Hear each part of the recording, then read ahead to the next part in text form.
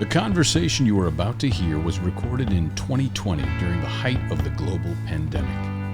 And now, Global Comedy Studios presents, Is This a Bad Time to Talk? Okay, hello. I'm trying to call my friend Fred Weller and talk to him. And let's.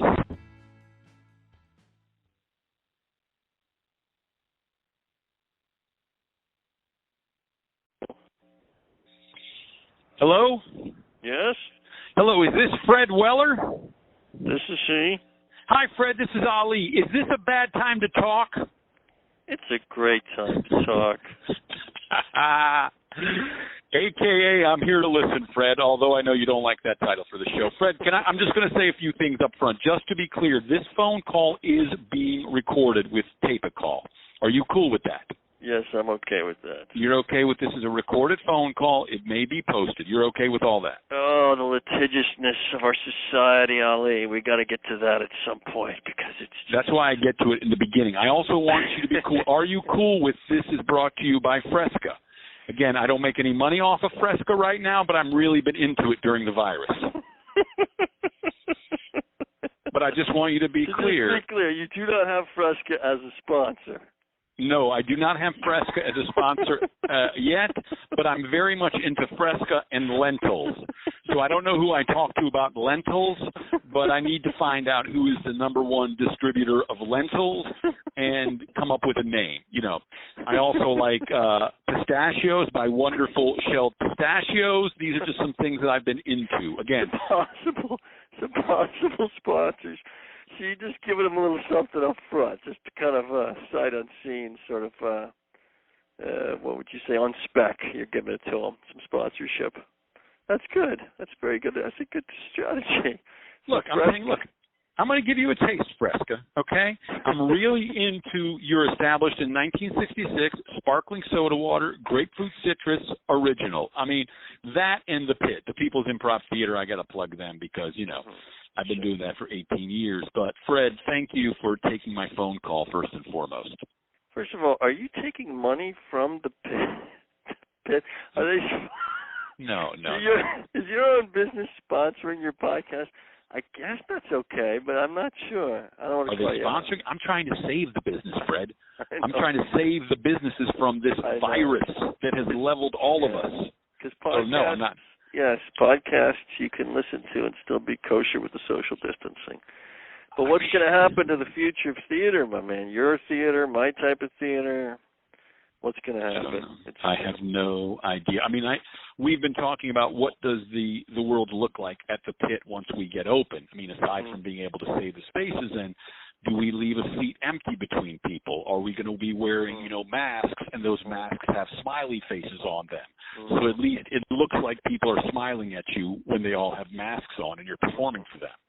That's going to really put a damper on the bits if you're all wearing masks. Or maybe not. Maybe it'll just take them in a different direction. I don't know. I shouldn't underestimate you and your colleagues because your skills are really extraordinary. Really amazing. Thank you, Fred.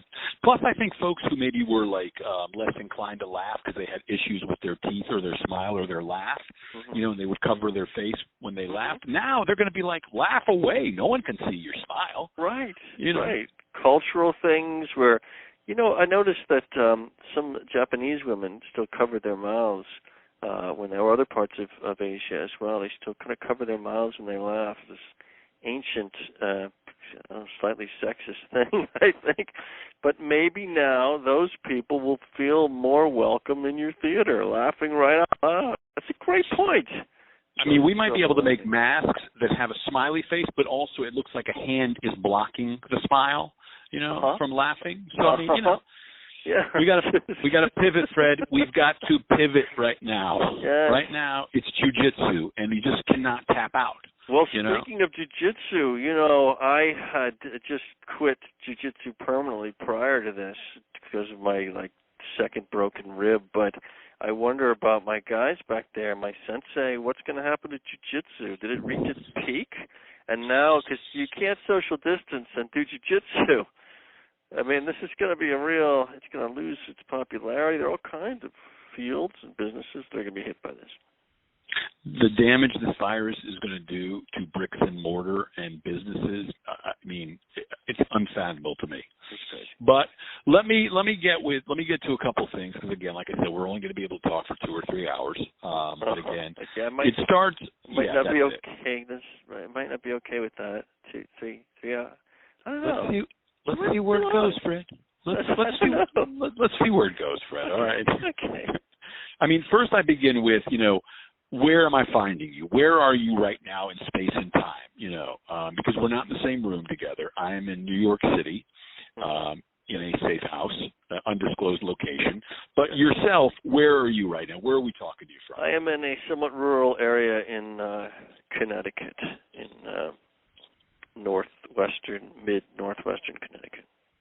And that's where you found yourself during the virus, and that's where you're holed up right now. Yes, I'm extremely fortunate to have this place to retreat to. It's a house of my in-laws, and so I'm very lucky to be here. Yeah, I mean, it's important for each of us to know when we are one of the lucky ones. And even through this, I'm one of the lucky ones. But, I mean, this, whatever you call this, was really a phone call, but I guess you could call it a podcast. I mean, I assume I will post it, but, that'll depend if I figure out how to do all that stuff. And it really was born out of necessity, of boredom, and I've got to figure something out, and I still want to, talk to friends, because you go stare crazy without the community.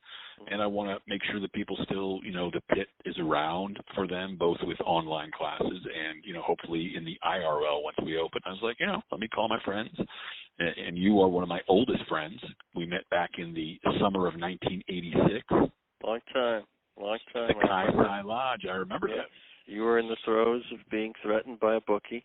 Can we talk about that? I mean, it's not. This is more about, these phone calls are more about the Mets. You're betting on the Mets, and weirdly, it was, let's see, 86. That was the year they wound up winning, right? The World Series.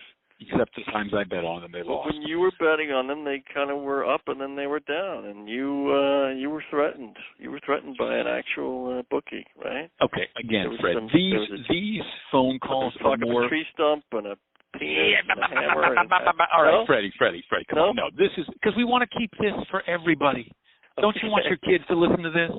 This is for people who are like Fred Weller. I already told my kids that story, by the way, so they're fine. That's between you and your son and daughter, I guess, telling you stories. But okay. But I mean, I'm talking to someone. Put aside our friendship and our history. Someone who was on Broadway in To Kill a Mockingbird. But I mean, you've been on Broadway how many times?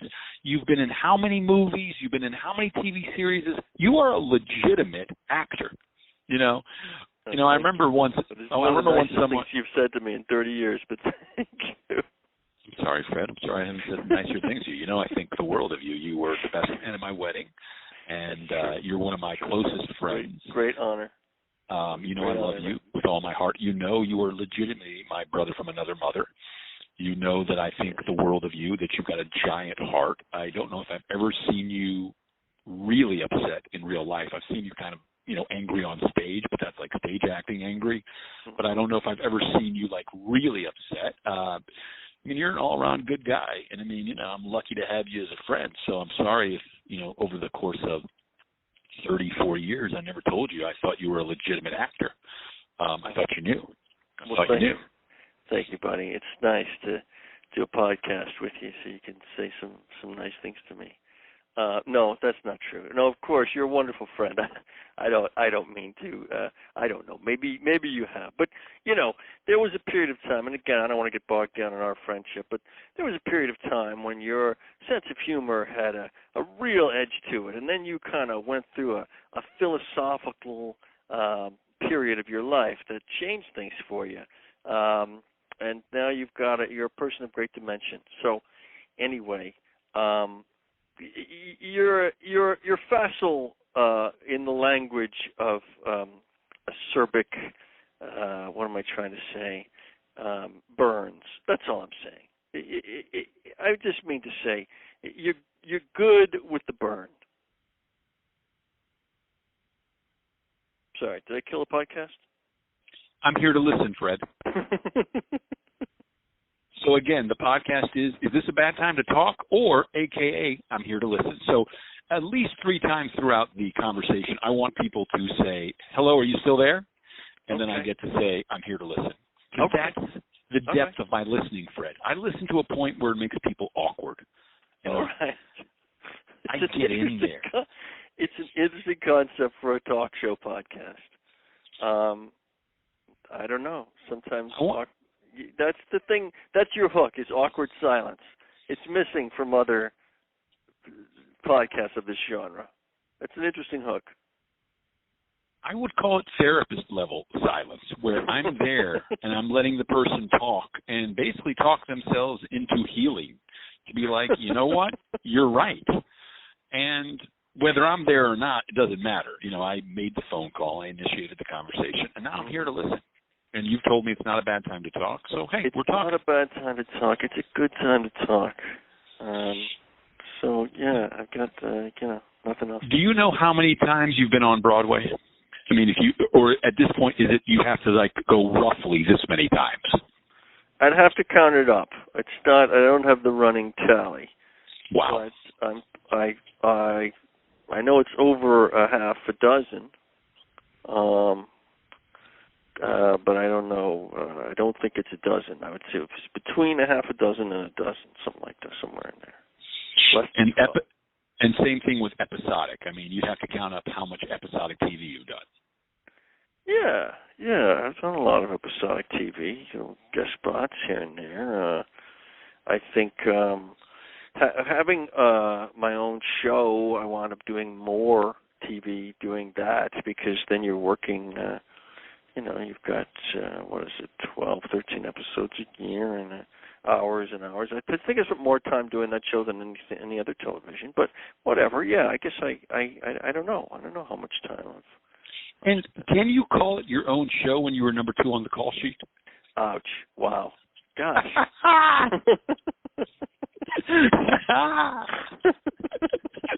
Oh, man, that felt good. God, that felt good for inside baseball people to hear that. Was it hard to bite your tongue that whole time, though, from the time I said my own show and then paused for you to speak? Was it hard to hold back? Just like you had the pin pulled on the grenade. It was in your hand. Oh, and I was biting. I wanted to get in on that so bad. I was biting the meat of my left hand, like the index finger meat. I was like, oh, God, I want to get in on this. My own show? I'm sorry. I didn't know you were number 1 on the call sheet. Didn't you invent a device for that? Like a piece of leather to go over your hand in case you've got those moments?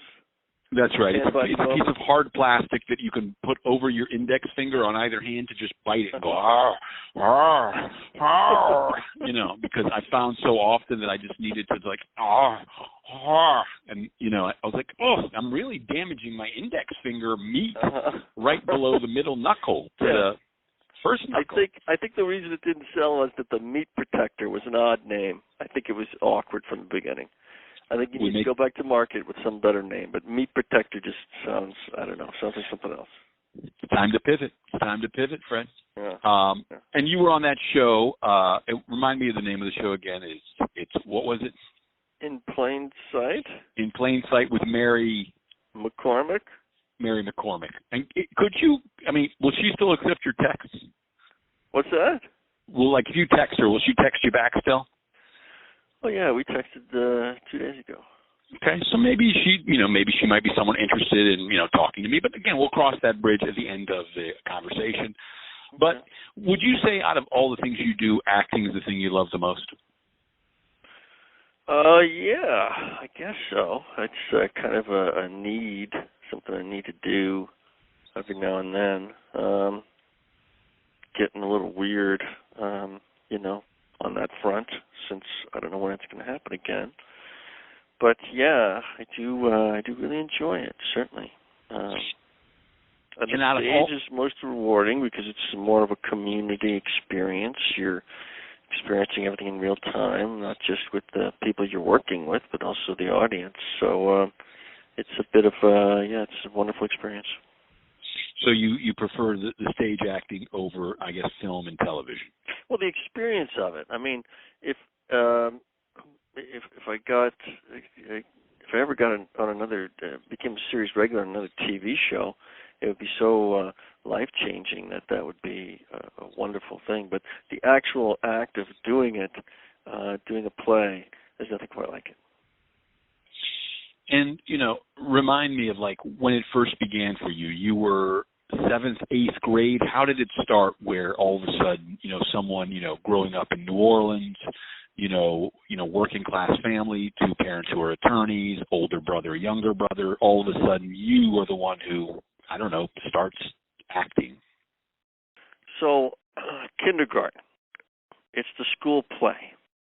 I sing the Christmas play. I sing I Ain't Getting Nothing for Christmas. I've got like 4 girls behind me singing backup. And for some reason, we've all rehearsed this. We've had fun rehearsing the whole Christmas review.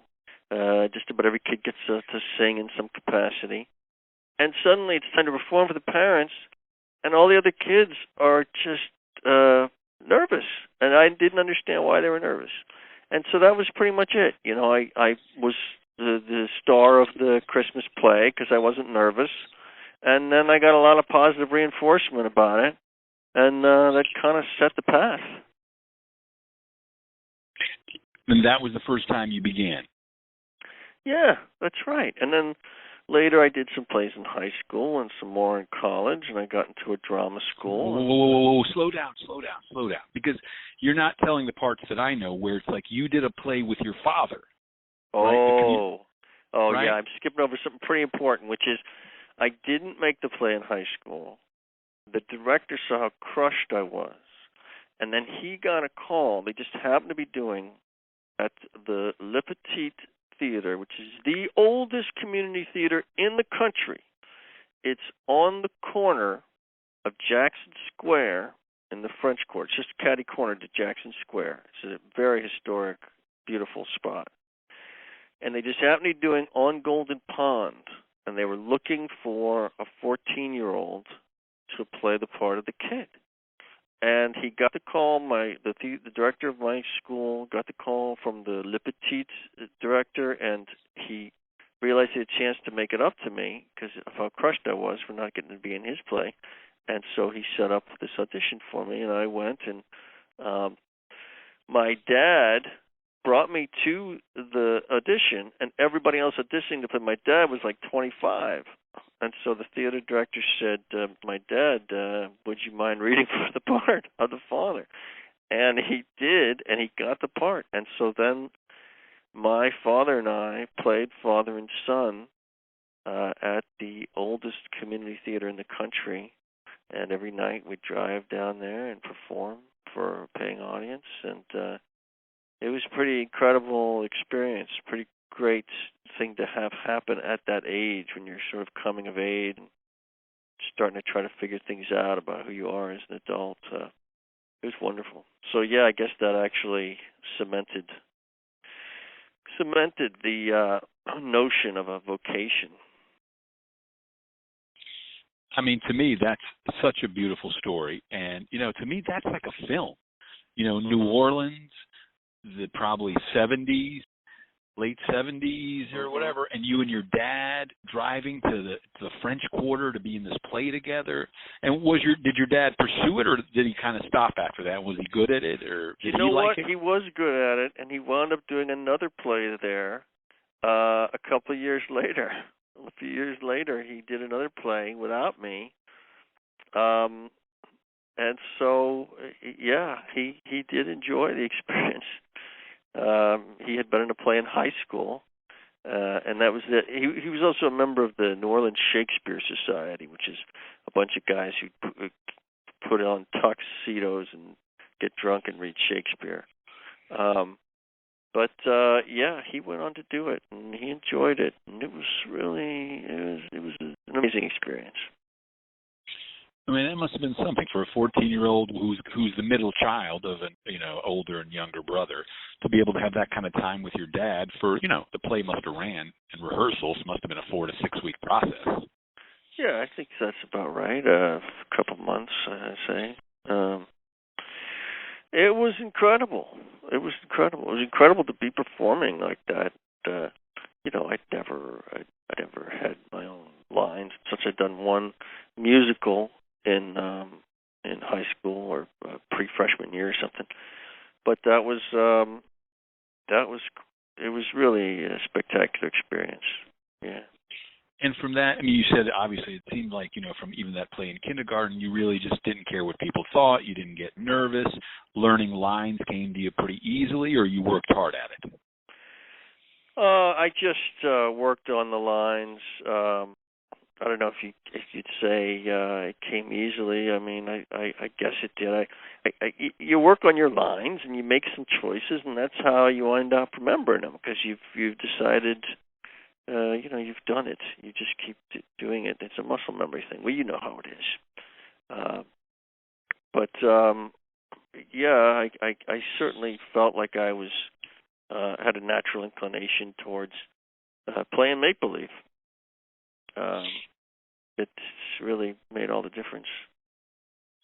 And, I mean, a lot of times it seems like when I talk to folks, there are these moments of grace that happen in life, which it's luck. You're in New Orleans, that's where your family lives, you audition for a play in school, you don't get it, but this guy says, hey, they're looking for this kid on Golden Pond, and then it begins, right? It takes that little bit to get traction. So from there, what other stuff were you doing in high school? You went to Jesuit in New Orleans, which is an all-boys school, right?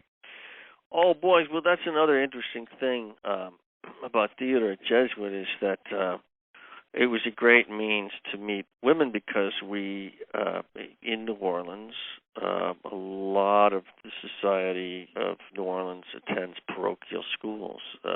Public schools are not very good. There are a couple of private schools.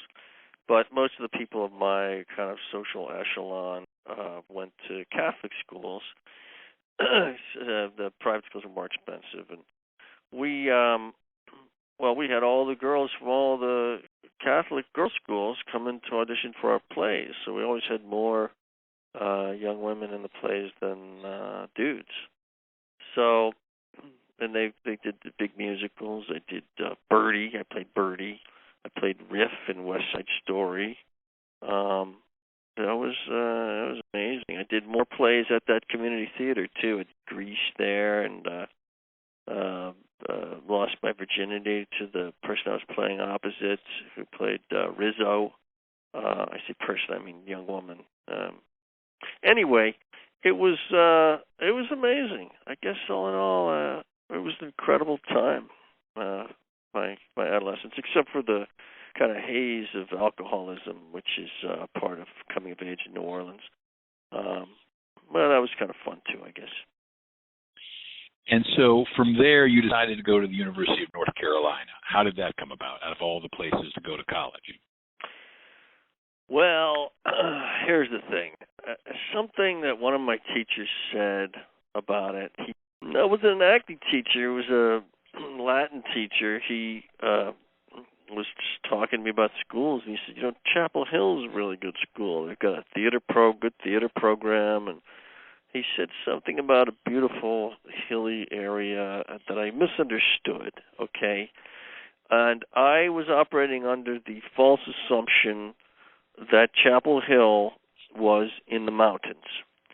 And so I was accepted into a few schools. I didn't visit any of them. I visited the University of Wisconsin just because that's where my dad went, and he wanted to go up there and check it out again.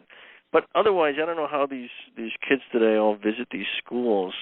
You got to get on a plane every time, and they're all in different directions. I wanted to go possibly to Austin, University of Texas, Duke, Chapel Hill, which I didn't realize were right next to each other. So it really would have been just one trip. Anyway, I didn't visit them, and I didn't understand that Chapel Hill, the school that I decided to go to because it was in the mountains, was not in the mountains. I'd never been to the mountains. I grew up in a place that's below sea level. So, in fact, after I got there, I still didn't realize that it wasn't in the mountains. Because it was hilly. I know. I thought like the horizon was too far away or something. I don't know. Yeah. So that was kind of a misunderstanding. you remember the Latin teacher's name? Yes. It was he was a Geordie fellow. That's from a certain area of England. His name was. Oh, for God's sake! Well, hold on one second. Oh no! Sorry, you know I love specificity. I'm sorry. Oh gosh. Oh, this is going to be awful. If you listen to this, Mr. Oh, I gotta text somebody. I gotta text my brother right No. now. You don't have to text anybody right now. It's all right. It'll come to you. But so the Latin. Terrible. He's a wonderful man. So anyway, go ahead. This moment of grace of this Latin teacher, whose name will come to you, or you'll find out later, is the one who basically brought up Chapel Hill, University of North Carolina, Chapel Hill, which out of New Orleans, is probably one of those like out of the blue kind of suggestions. Yeah. And you went there and you applied there to go to act there, or just to go there? No, I just knew that they had a good theater. I don't know, actually. I think I entertained the idea of maybe studying theater. But I didn't. I studied English and German. Again, a bit of a misunderstanding on that front. I was led to believe that my family was German. Well, my big brother studied German. My dad minored in it. He had German grandparents for sure. But Weller, it sounds like a German name. And then it wasn't until after I had studied German in high school and college and spent a year abroad at a German university that my dad informed me that we're actually Welsh, which was, I don't know, that was a little shocking. I mean, I could have studied in Barcelona, you know what I mean? I was up there in freezing Göttingen. Oh, my brother texted me, Stephen Pierce, Mr. Pierce was his name. Oh, what a terrible mental lapse. Yes, Mr. Pierce, I have him to thank for our friendship. Wow. How about that? That's one of the moments, one of the bifurcation points. But, I mean, again, there's also, we didn't choose the time in history we were born. We didn't choose our parents. So, yes, Mr. Pierce. A lot of factors. The fact is that if I had pulled my head out of my ass and not made assumptions, you and I would not be friends. That's right. Which just goes to show, what's the line from Hamlet? It goes, oh, for God's sake, sometimes prove us well when our deep plots do pall. Our indiscretion sometimes serves us well when our deep plots do pall. So I don't know what kind of advice that is for the kids at home. I guess, Shakespeare, he had some great poetry, great ideas, but maybe not meant as a blueprint for living. I don't know.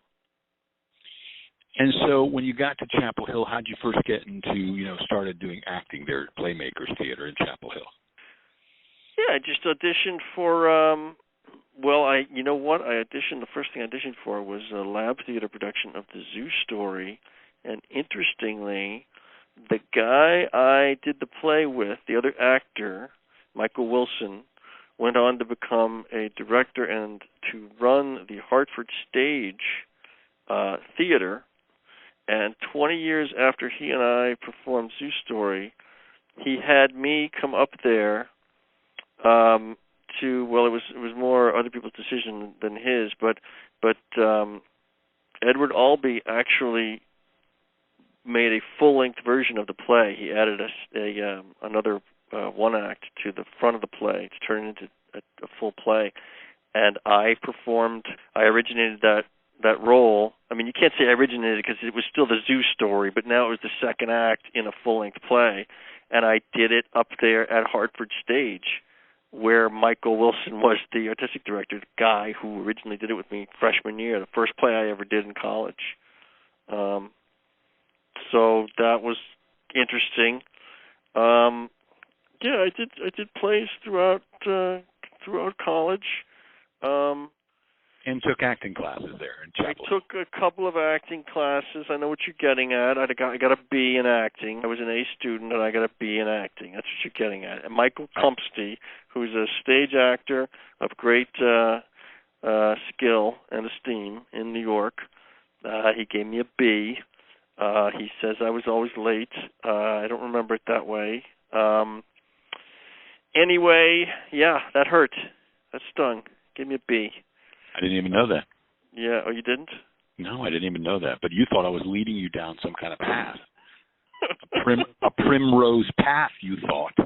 And again, I had no idea. Well, it's hard to know. I mean, there aren't many people I know as well as you. And to do a podcast with one of those few people, you forget what they know and what they don't know. It's more of a phone call. I mean, I don't know if it's a podcast yet. It's really just I'm on a phone, you're on a phone, and we're talking. Now, was Billy Crudup, was he there in Chapel Hill when you were there? He was, as it turns out, but we didn't know each other. And he did plays really just with the speech department. He was kind of a fringier subgroup of the drama scene. I don't think he would object to my saying that. I don't think he'd hold it against me since he's won a Tony and is a movie star. I don't think there's any bitterness about that. But we just didn't cross paths. Wonderful person. I wish we had. I mean, I know him now, and wonderful guy. You can get in touch with him, huh? Yeah. I mean, because part of this phone call too is who else can you hook me up with during the downtime so I can talk to them. So I'm not going to lie to you. If you think there's someone who you can say, look, hey, it's a friend of mine from college. I know him. He's been in a few things, but do you have time to talk to him on the phone? He's doing something called, is this a bad time to talk? It should be fine. Okay. So after Carolina, you decided what? If this does turn into a podcast, you will include this, right? This won't just be one that's just like a fake podcast that you use to get like real celebrities on here. This will wind up, if you do have a podcast with Billy Crudup and whoever else whose number I happen to have, you will include this podcast too in that release, right? You think I would try to get to Jeff Daniels from To Kill a Mockingbird by using this, by spending a Friday afternoon talking to you on a phone, that I would go so far to use our friendship, right? To say, hey, will you do this? And then you hook me up with Jeff Daniels, right? And then he and I have an amazing connection, a great conversation. I post our talk, and you're like, hey, when are you posting our talk? I mean, I saw you. God, you posted. You posted the Jeff Daniels. You posted the Billy Crudup. Still kind of waiting for ours. Yeah, the way you're so specific about that, it's almost like you've already thought of it. I don't know. Maybe. I mean, you think I would use this as some kind of bait to get Mary McDonough and just say, hey, can you hook me up with Mary? Loved her on West Wing. Love to talk to her. And then, first of all, you got to edit this out, because if she hears that you don't know her name is Mary McCormick. Oh, my God, Mary McCormick. Oh, my God, Mary, forgive me. I think you're conflating Mary McCormick and Martin McDonough. Mary McCormick, Miss McCormick, forgive me. I can't cut this out because it's the truth, but it's my own failings. It'll let you know I'm a regular human being. I make mistakes. I haven't done any research. But no, that would be ridiculous, Fred. God, I mean, you think I would take 4 years now and counting, and I would just cash it all in for a Jeff Daniels interview on the phone? And a Billy Crudup? And a Mary McCormick? Who else do you know? Who else can you get me to? I mean, Paul Rudd and I. Paul, right. Right. Paul I know, though, a little bit. Paul, though, I have Paul, and I know him. He might be like, okay, sure, fine, because he's a sweet guy. He's a great guy. There's no one like Paul Rudd. Sure, who else, though? So basically, you got Jeff Daniels, Billy Crudup, Mary McCormick, Paul Rudd. Who else can you get me, Fred? I mean, I don't know. I'd have to look through my contacts. I mean, okay. I've done a lot of plays. I don't know if you're interested in Tyne Daly or I don't know. Are you kidding me? Look it up. Tyne Daly? Let's see. I don't really keep in touch with her. Okay, but I'd love to talk to her. Yeah. I might. Let's see. Stockard Channing. I might have her. No, I don't have her number. Right. I don't know, man. I don't know. Okay. So after Chapel Hill, free-form name dropping. Yeah, I mean, look, it's organic name dropping. Bend over, pick them up, and put them in your satchel. Okay, so after Chapel Hill, you decide to go to Juilliard, right? How does that come about? Well, that was a wonderful piece of news. I went to Chicago to audition for that actually, and I got in. I had missed the North Carolina auditions, I guess, or the New York auditions, and I flew to Chicago and I got in. Yeah, that was then I was New York bound. It was a great experience. I went. Nowadays they have student housing. This gets back to the theme of the kind of overprotectedness of young people today versus us. Again, not to compare to my father's generation, and he was a soldier and top freight trains and all that, but there is a big difference there. Like they have dorms, the kids up there, and I stayed in I just found an ad posted in the office at Juilliard for a room for rent, and I wound up staying with this old drunk who was drunk like weeks at a time. He'd be totally drunk for 2 weeks and then sober up for 2 weeks. And his brother hadn't been sober in 10 years, and they used to just shout at each other.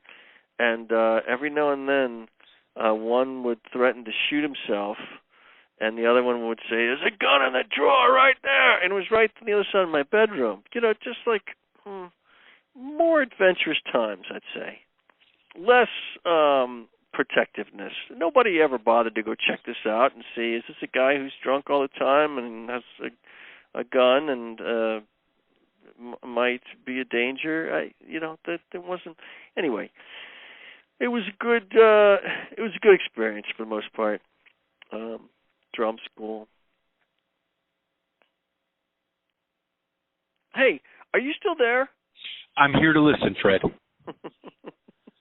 You're listening to Is This a Bad Time to Talk? Or AKA I'm Here to Listen. You are at Juilliard, year one, but correct me if I'm wrong, they didn't ask you to come back for year two. You are mistaken. I was there for year two. It was after my stint in jail in London during spring break year two. So I go over there. I'm in the second year at Juilliard. I go over there with a couple of other students, Nancy Hauer and Beth Marvel. Beth Marvel's a rather successful screen and stage actress now. But we listen. I brought some LSD with me, and while I was there, I purchased some hash. And, they use the screwy metric system.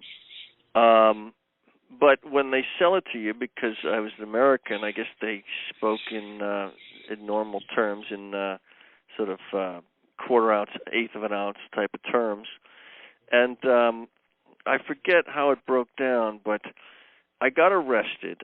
I'm walking through Heathrow. I've got a pipe full of hash. It's got the little back chamber with the hash in it. And I go through the metal detector. It doesn't go off. I'm not wearing any metal, but I got kind of torn jeans and leaves in my hair. I didn't look great. I was a little bit of going through a kind of a hippie phase. And so they just took it upon themselves to frisk me. They find the pipe. They arrest me. This guy's being super nice. He tells me that I can be released with a fine of 50 pounds. It's like $100.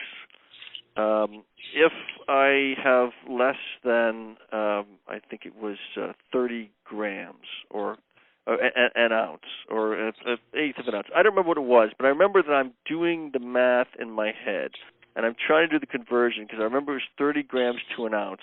All the while he's asking me questions, and it comes out to I purchased a little more than what I need to have purchased to be released right now. I purchased enough to get me to have to go to trial.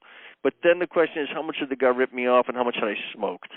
And so the information comes back from the lab, and I have just under the right amount.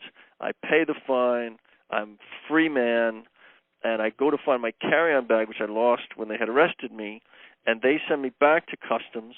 And my same officer, Officer Gritton, comes over to me, and he asked me if I had a canvas knapsack checked onto the aircraft, and I said, yeah, but I'm looking for my white carry-on bag. He says, I'm afraid I'm going to have to arrest you again. And he takes me back into the little interrogation room and opens up a book, and I had those 2 tabs, paper tabs of LSD in there, which, God, these guys were thorough. I had it actually folded in a piece of paper that I was using as a bookmark in a book inside the bag. So I wound up spending a night in jail, and I was told by the solicitor, which they got for me, that I might be possibly looking at jail time. But he asked me if there were any famous actors who had gone to my school, because he wanted to make it sound like I was on the right path. And I said, William Hurt. He'd never heard of William Hurt. And I said, Kevin Kline. He'd never heard of Kevin Kline. And I said, Christopher Reeve. And he says, hey, Superman. And he goes in. Well, he doesn't go in. They've got a separate lawyer to do the trial. It's so weird. The barrister. And there are 4 judges with wigs. And he says, and he attends the drama school where Christopher Reeve, Superman, goes to school. And they all, like, sort of nodded and, well. And that was it. They gave me a 12-month suspension. And let me go, which meant that if I was arrested for anything at all in the next year in London, I would automatically get maximum sentence for both charges. So I didn't go back to England. Anyway, I was late coming back to school because of my detention, and there was some drama about that, and then there was also some concern. They thought I was a junkie, which I wasn't, but I was very skinny and had spent the night in jail because of drugs. And so, anyway, they kind of, kicked me out after that. Are you saying you can get me to Elizabeth Marvel? Bill Camp's better half? Are you saying you got access to Elizabeth Marvel? Bill Camp. Yeah, I don't know. Maybe. I don't know. I've done play with her since then. Okay. So you're out of Juilliard and you're in New York City. Then you have to start kind of, I don't know, living, finding a place to live and working, and what's life like then? Because I knew you when I knew you in New York. You were working at a sushi restaurant. You worked at Good Enough to Eat. You know, I came and stayed with you a few times while I was in Chapel Hill, and we'd go see Shakespeare in the Park. We saw Raul Julia and Christopher Walken in Othello. Mm-hmm. Yeah. So what was life like in places you lived in New York and jobs you had? Well, it was. I guess it was a wonderful time for the most part. I waited tables in those 2 places, as you say. What was the sushi place called? The sushi place is called Fujiyama Mama. It doesn't exist anymore, so I can disclose some information that I would have had to keep secret, I guess. Fujiyama Mama was sort of this discotheque of a sushi place. I guess in Japan there are 2 different kinds of. There's a traditional sushi place that has the sliding doors and is quiet and Japanese.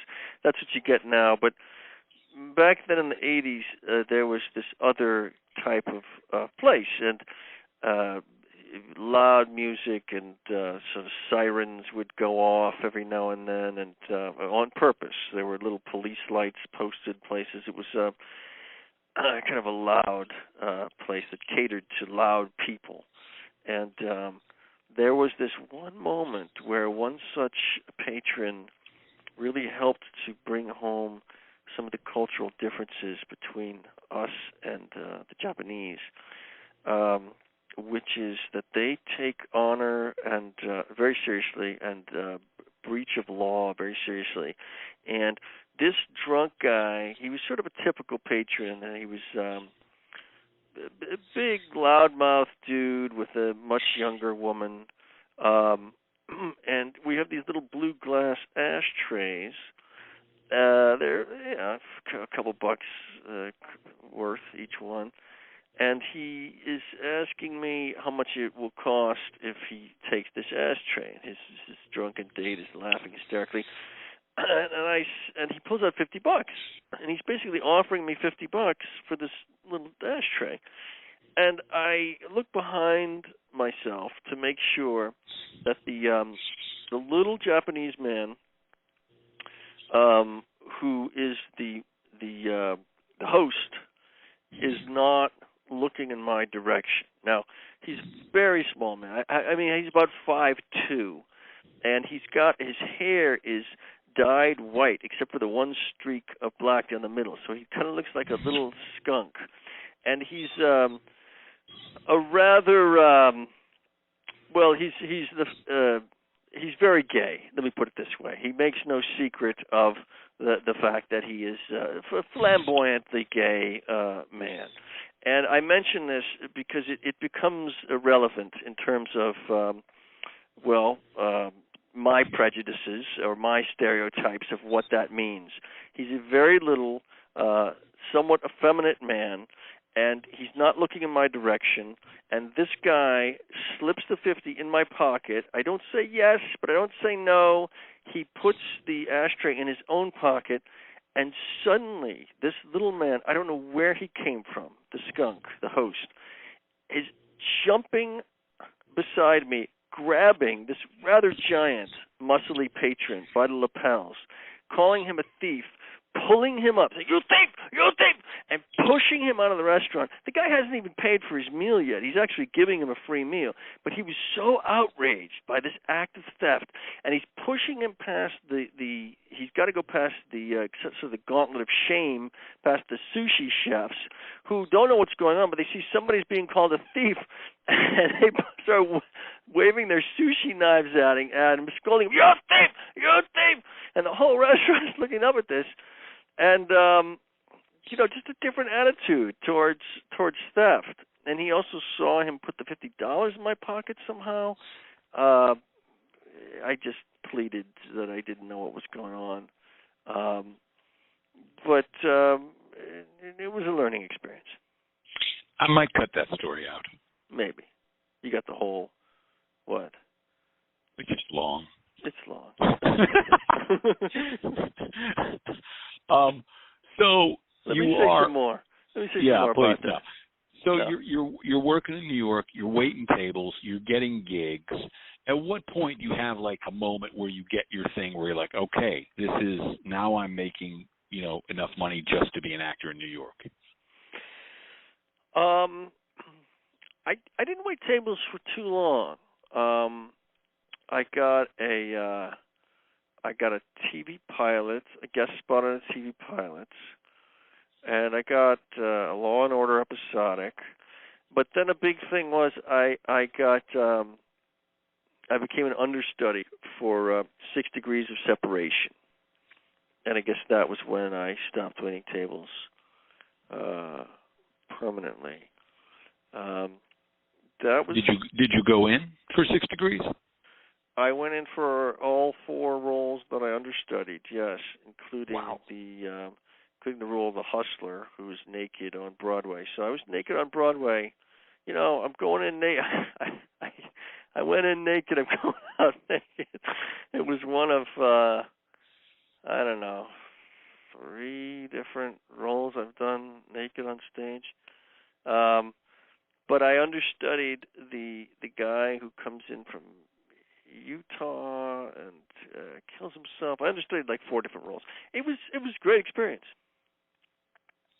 Wow. And then when did Young Indiana Jones happen? That would have happened about a year or 2 later, I would say. That's when I was living with those mutual friends of ours on 16th Street. I wound up doing one scene that got reshot by George Lucas. I was directed by George Lucas. That was pretty cool. That's cool, man. I mean, that's something to definitely, take stock in if you're like, I think it's cool for you to make a list of like, here's all the times I was on Broadway. Here's the people I acted opposite. Here's the people I was directed by. You know what? I chickened out. I met George Lucas after doing, he came backstage after one performance of Mockingbird, and I failed to tell him that he had directed me in that. I feel bad about that. You were scared of what? What was the fear? You didn't want to bother him? I didn't want to take too long with him. You know, he was there with Sam Jackson, who was a husband to one of my colleagues in the play, and there were a lot of people who wanted to meet them, and I guess that was it, basically. I didn't want to keep him very long, giving him a list of my early episodic work. I mean, God knows he wouldn't remember me as the thing, so it would have been kind of awkward. I mean, I was a guest star on his TV show. So, I don't know. Maybe I should have. Yeah, make a list of shoulda, coulda, wouldas, and then burn them. Mm-hmm. Burn it in front of some kind of fire at night with some kind of, Dead Poet Society type, war paint and whatnot. And then in plain sight, how does that come about? I mean, that's the big one. Oh, God. So many pilots, auditions, and to get to finally be on a series. I did do, I had been in pilots before that didn't get picked up. But that was it's always an amazing experience because it's so awful to go to network. It's so awful. Have you been in network before? Have you come to that point? It's just the worst. You're standing out there next to the two other dudes. One of you is going to get this job that will probably change your life, certainly could change your life. And I used to tell my agent not to tell me how much they had negotiated because people that probably don't realize this, but before you go to do a network audition, which means it's down to you and a couple other people for a TV series, you have to agree to terms and you have to sign the contract before you go in. And the money used to get in my head because it's so much more than what you get as an actor otherwise doing.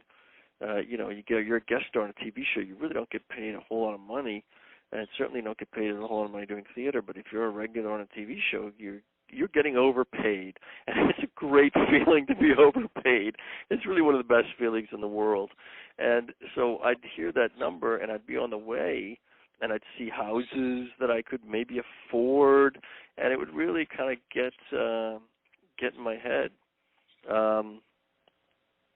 But what an awful thing to be standing out there, so nerve-wracking, standing out there with the two other dudes.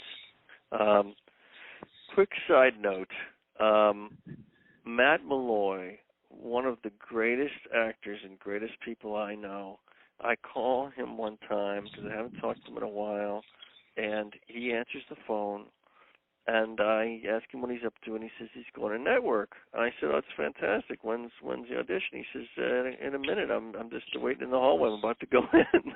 I said, "What the hell are you doing answering the phone?"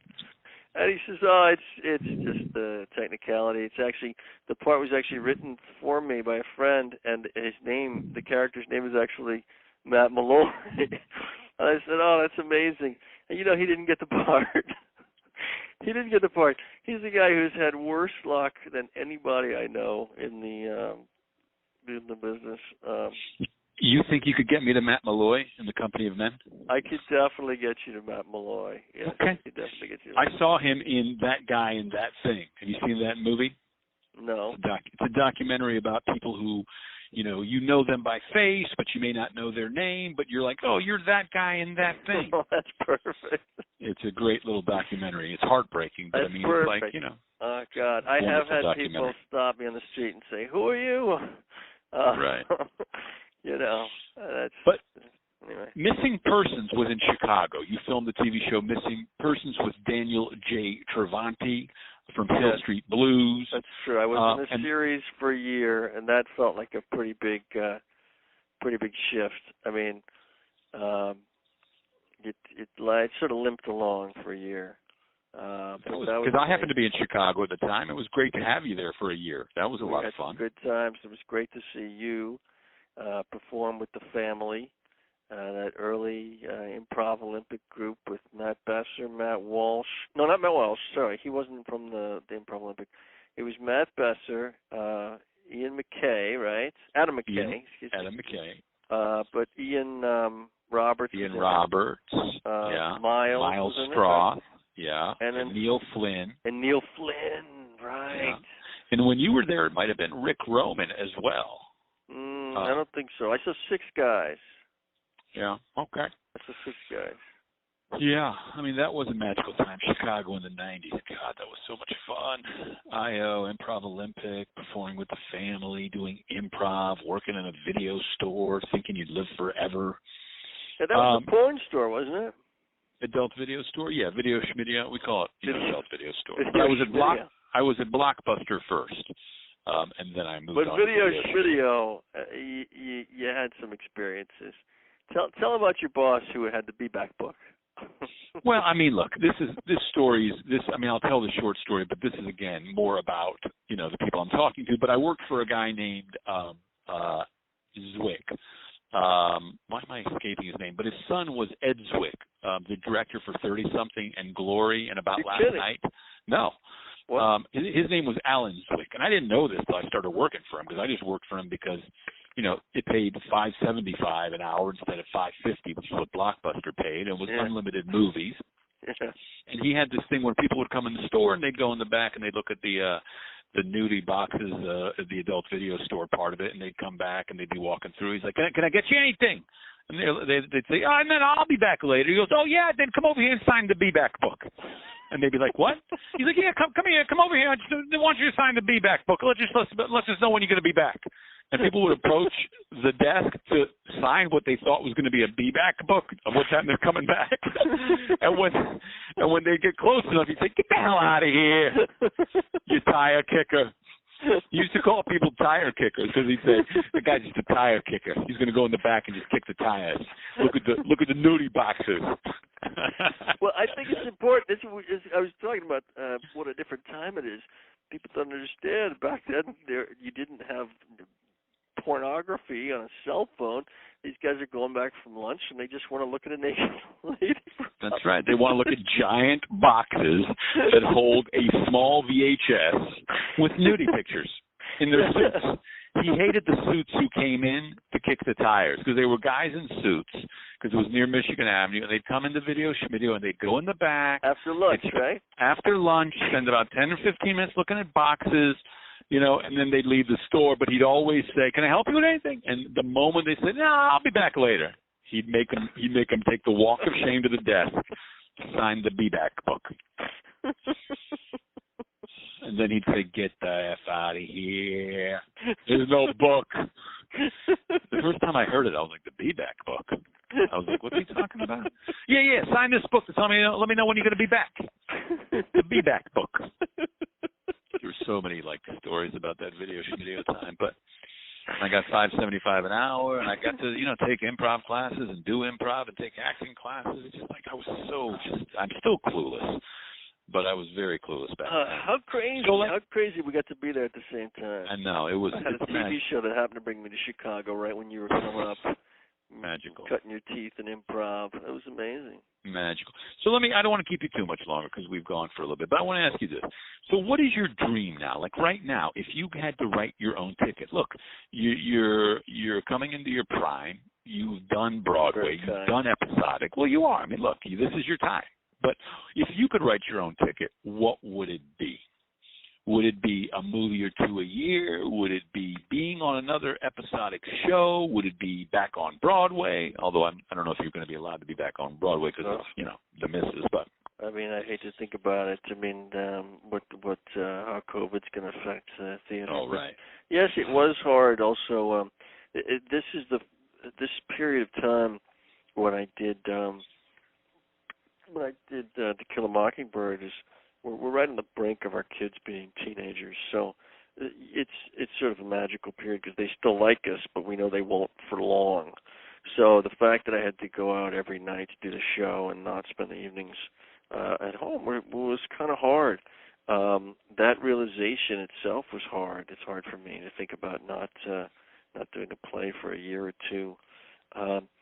But I would love to get a TV show, a good TV show, and have that regular job, regular character, regular paycheck, especially something that shoots in New York.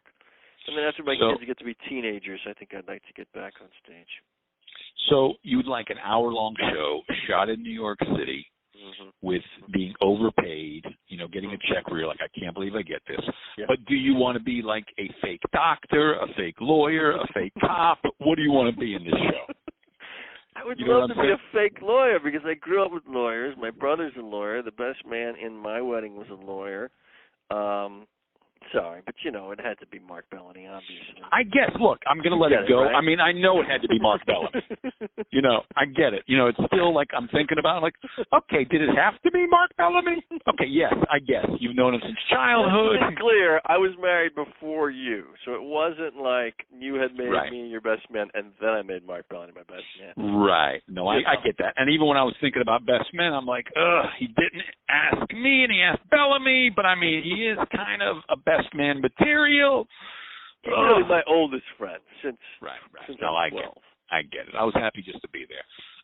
So you want to be a fake lawyer on a show in New York City. What's the context? Like, what's the show about? What do you see yourself? What kind of law firm is it, or what kind of lawyer are you? I like DA. Let's go DA. So you're a DA. My father was a U.S. attorney before I knew him. He was doing civil defense during most of my lifetime, but he was a U.S. attorney in his prime, helping to bust people, bust the people who need to be busted, and that's kind of a romantic. To my mind, it's kind of a romantic period of his life before he was, just working for the man. So I would like to be a district attorney or a U.S. attorney, something along those lines. In New York City, and so you are going after bad guys and bad girls, I guess, and you are working for, the government, and I guess with that, you're not in a firm. You work in the DA's office. You're just getting cases, right? Yeah. Okay. And you live in New York City. You got a wife. You got kids. What's going on? Are you solo? Is it just like, you've got, paint that picture for me. Jeez. Are you writing this? No, but I mean, one of the things I also try to do with this podcast, Is This a Bad Time to Talk, or I'm Here to Listen, is to come up with projects. Like I came up with one for Kevin McDonald called Chubby Kid with a Drunk Dad. It's a gothic novel of his childhood where he's chubby and his dad is drunk, and so I try to help the people who are willing to help me out by trying to come up with a vehicle for them, right? But for you, so you're a DA. Okay, but you're asking me stuff about, like, what would this character's home life be like, and that presents a thorny situation, because while I'm confident my wife probably won't listen to this podcast, if she listens to, like, the Paul Rudd podcast and the Jeff Daniels podcast and then is kind of curious about my podcast, and then I say something, because I don't want this story to be boring. I don't want the guy to have a happy home life. He's got a wife and kids, and they're all happy. I mean, that's not good television. So, but if I say something like his wife left him because I don't want her to think this is some wishful thinking, and then my wife leaves me because of a podcast. You see what I mean? So let's say I don't want to get into too many specifics about the drama of this guy's life. Because I don't want it to lead to actual drama in my real life. Right, I hear you. And just to be clear, if I got Paul Rudd and Jeff Daniels, I'm not saying I would post this. So if I got Mary McCormick, Paul Rudd, Billy Crudup, Matt Malloy, just to be clear, Fred, look, I'd want to post it, but I mean, once I get like so many... Wait, you mean Matt Malloy might edge me out? Okay, look, I mean... If Matt's got something coming up, and all of a sudden people are like, "Wow, Matt Malloy in the company of men." I mean, this guy. He is a regular on the Amy Sedaris show, and I just have one episode, so I guess that shows you right there that he probably has a bigger potential viewership, or whatever you call it. Now, again, I hate to do this, and I know Amy. I know of her. But could you get Amy Sedaris? Look, not to say I would Yes, I could probably get Amy Sedaris, but the more people I get you, the less chance that my podcast is. If you got me a series of people, a number of people, I'm not saying that I wouldn't put them first because we want to get some traction, right? But you wouldn't be in the top 50 to 100, depending on how deep I get. Look, it might get a roll. Look, I don't know. I mean, because Kevin McDonald said he could get me to, Dave Foley, Scott Thompson, Bruce McCullough. So look, if those guys, and look, at the end of the day, I'm a small-time comedian who happens to act, Fred. So if I start getting like on a roll with people, I'm gonna post yours. That's gonna happen. But it might be like a separate folder. Yeah, I mean, it might be something that's like, hey, by the way, if you like these 100 people whose names you know, there's also this dude. No. No, that's... I also interviewed my friend one time. Look, and don't get me wrong, when I talk to these folks, I will bring you up and go, look, Fred said you would be willing to talk. So your name will come up. Plug. All right. The name Fred Weller will come with your DA show, New York DA, whatever we call it, come up with a name, so it's a DA in New York City with a phenomenal home life, great wife, 2 great kids, things are going amazingly, and he's just every week knocking out a new bad guy. Yeah. And we just check in. It'll be good. Yeah, but we'll check in weekly just to see like the perfect household, the perfect kids, and then we go right back. Yeah, okay. Exactly. Yeah. But I mean, if that weren't the case and we were going a different direction where all of a sudden, there's other young, attractive DAs who the age difference is questionable, but people are cool with it, and, maybe there's opposing counsel and, you're going against this other attorney, but, there is definitely chemistry, but they're like in their mid-30s and you're like, mid-50s, but hey, there's a lot of amazing chemistry and you guys just like, you can't deny it. The case is intense and you're putting away the bad of the baddest. I'm talking drug lords. And then they're like got freckles, beautiful freckles and just like, and it's just like, it's just a nice, good person. They're funny. They get you. They never interrupt. So uncomfortable. It feels like I'm in some kind of bizarre fantasy of yours, and I'm part of it, and you're on a watch. Man. It's weird. Look, I want you. You deserve to be on the show you want to be in. You deserve to have the life you want as an actor because you're a great actor and you work hard, right? You work hard, right, Fred? There's no doubt about that. I work hard. When I have something to work on, I work. When you have something to work on, you work hard. You show up on time. You do it, right? So I mean, look. So your dream is to be able to, be picked up by some vehicle at your door at your apartment. Sure. Maybe number 1, 2, 3 on the call sheet. Look, Fred. Look, I'm not saying that. Right. I'm not saying that is fine, really. Right. I'm not saying you wouldn't have cases on this show. New York DAs. But look, if Jeff's on the show and Paul's on the show and Mary's on the show, I mean, you might be 4 on the call sheet. We might be seeing their cases, and your case would be like 2. That's a star-studded cast. You've got Jeff Daniels, Mary McCormick, and Paul Rudd on the same show? Yeah, and they're all attorneys. Maybe yours is every other week. It's a pay-to-play situation, though, Fred. You'll get paid weekly. We're not going to turn you into just a guest lead and turn everything you do into like, guest lead. It'll still be top of the show. But look, if I could get Jeff Daniels and Mary and Paul. On my own fantasy show, I've been whittled down to a recurring, slightly higher than scale pay. What are you doing this to me? Is it recurring when you're every other week we see one of your cases for 5 minutes? Me down. We were talking about my dream job, damn you, and now I'm in like a 7 out of 13 situation where I'm getting paid like just above guest star pay. What happened? Look. If the networks come to me and they're like, how come we're not seeing more of Jeff Case? And they're like, look, can Fred just come in like once a week for like a minute and a half and just like, what are you working on? And then he says his case. How did you get to be the negotiator between me and the network? Are you producing this show? What's happening? Well, look, I live in New York too, Fred. I gotta figure out a life after whatever. I gotta pivot. So if I end up getting New York DAs off the ground and based on amazing conversations I've had with Jeff Daniels and Mary McCormick and Paul Rudd and Billy Crudup, and I can, build a show around this, Fred.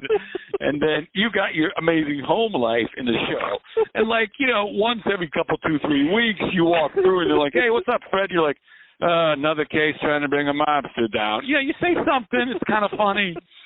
And then, I'm the boring character with the great home life who comes in every 4 episodes just to kind of make Jeff Daniels or Billy Crudup look cooler and sexier because I'm the boring guy. Oh, listen, I don't know how to tell you this. They want you to take day player rate. They're going to bring you in once every 3 or 4 episodes. I'm not even going to top a show now? Look, they want to, but it's just getting so crowded. It's getting so clunky. There's so many top of the shows and EPs and producers, Fred.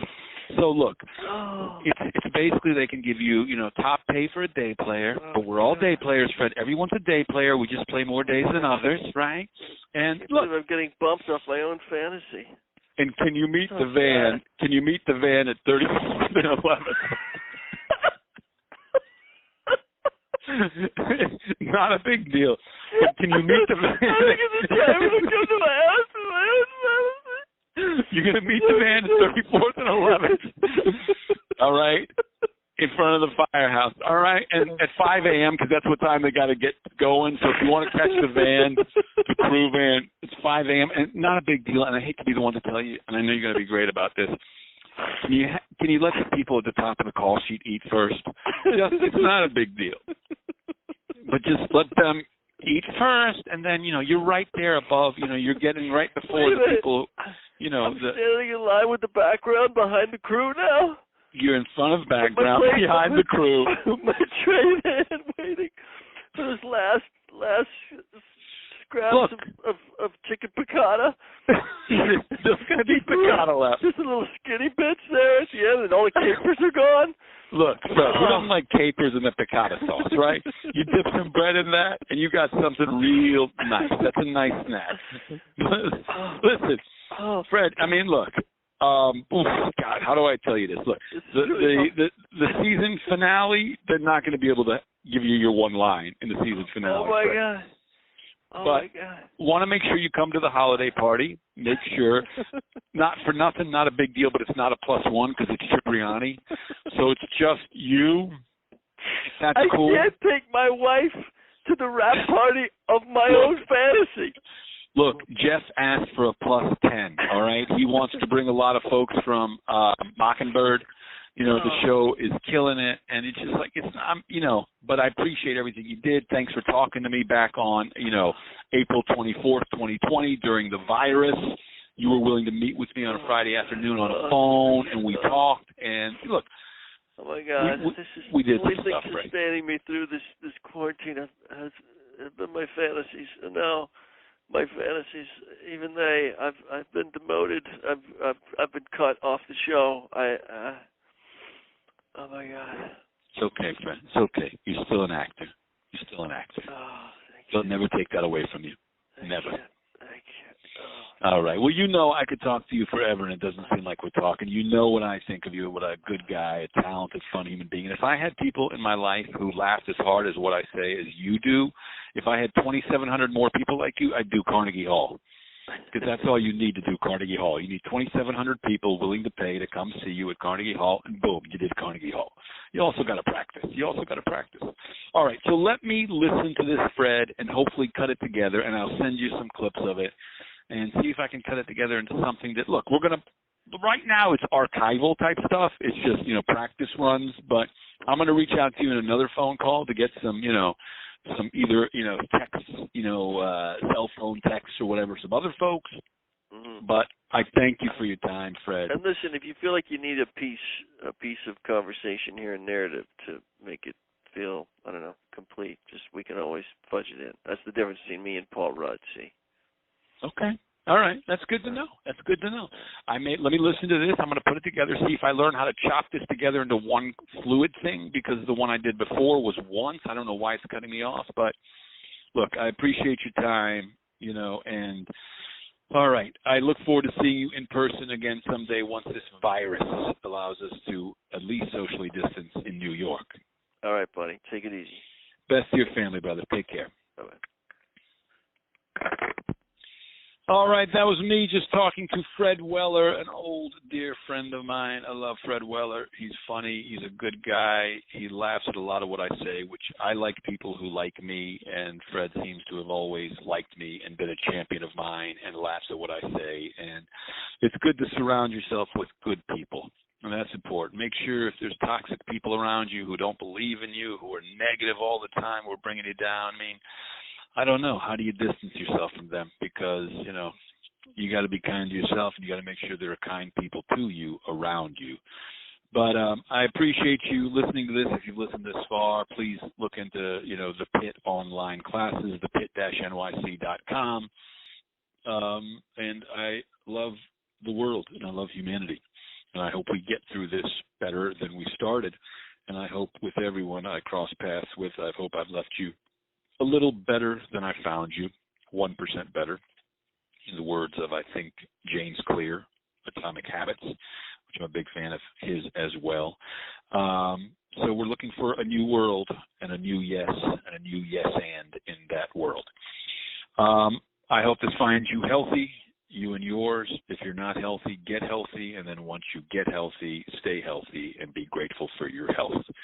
Okay, have a wonderful day, a wonderful night, sweet dreams, or good morning, or whatever it may be that finds you right now. Thank you. Thank you. Thank you.